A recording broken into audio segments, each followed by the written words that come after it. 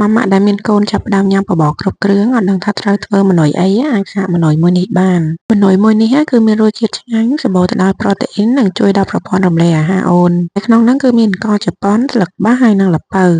ឯប្រភេទសាច់នោះគឺខ្ញុំប្រើម្សៅទ្រូងមាន់ដែលសម្បូរទៅដោយប្រូតេអ៊ីនកាល់ស្យូមជួយដល់ឆ្អឹងឲ្យមានសុខភាពល្អហើយក៏បន្ថែមជាមួយនឹងម្សៅត្រីល្អិតផងដែរដែលសម្បូរទៅដោយអូមេហ្គា3ជំនួយភ្នែកជំនួយខួរក្បាលសម្បូរទៅដោយវីតាមីន A និងវីតាមីន D ជួយបង្ការភាពស្លេកស្លាំងនិងជំនួយគ្រាប់ឈាមក្រហមជាមួយនឹងប្រេងអូលីវដែលជាអាហារថាមពលសំខាន់នៅក្នុងបបរកូនតូចរបៀបចម្អិននោះគឺខ្ញុំដាំអង្ករជាមួយនឹងល្ពៅមុនដោយសារពីរហ្នឹងរយៈពេលចម្អិនប្រហាក់ប្រហែលគ្នាមើលទៅឃើញថាជិតឆ្អិនហើយទើបខ្ញុំបន្ថែមម្សៅទ្រូងមាន់ជាមួយនឹងម្សៅត្រីល្អិតជាទូទៅបរិមាណម្សៅទ្រូងមាន់មួយម្សៅត្រីល្អិតអាចប្រើបានមួយស្លាបព្រាកាហ្វេប៉ុន្តែពេលដែលប្រើពីរមុខនឹងចូលគ្នាម៉ាម៉ាអាចបន្ថយប្រើត្រឹមតែកន្លះស្លាបព្រាកាហ្វេទៅបានហើយចុងក្រោយគឺបន្ថែមប្រេងអូលីវចូលប្រេងអូលីវនេះដាក់នៅពេលដែលបបរជិតឆ្អិនអញ្ចឹងក៏បានឬក៏ពេលដែលបងកិនបបរហើយក៏បានដោយសារប្រេងអូលីវម៉ាក់ម៉ាមែនឃីតប្រភេទ extra virgin នេះគឺអាចញ៉ាំឆៅបានអត់ឆួលអត់ល្វីងហើយក៏អត់កំពុលដែរអញ្ចឹងអាចប្រើចាប់ពីអូន6ខែឡើងស្ត្រីមានផ្ទៃពោះក៏អាចប្រើបានហើយបើសិនជាបងចង់បានគ្រឿងទេសដូចដែលខ្ញុំប្រើនៅក្នុងម៉ឺនុយនេះឬក៏សម្ភារៈផ្សេងសម្រាប់អូនចាប់ពីអាយុ